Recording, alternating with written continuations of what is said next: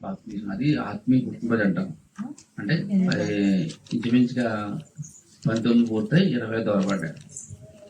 ఇప్పుడు ఈరోజు 2007 మరి సంవత్సరంలో ఆగస్టు 12 తారీఖు తీసుకున్నాం. అప్పుడు ఆదివారం వచ్చింది. ఆ రోజు ఈరోజు అదే దినాన్ని జ్ఞాపకం చేసుకుంటూ మనకి సంతోషం దేవుడు కలగజేసినప్పుడు ఆ దినాన్ని మనం జ్ఞాపకం చేసుకోవాలి.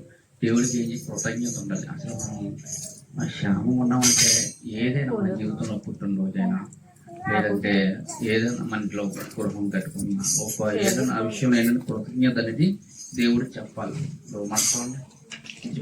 కొంత దూరం కొంత దూరం వెళ్ళి ఎక్కడన్నా కూర్చోము, కొంత దూరం వెళ్ళి ఎవరన్నా సాయం చేశారు అనుకోండి, సాయం చేస్తే ఏం చేస్తాం మనం వెంటనే అలాగే కృతజ్ఞత ఏం చెప్తామంటే థ్యాంక్స్ చెప్తాం.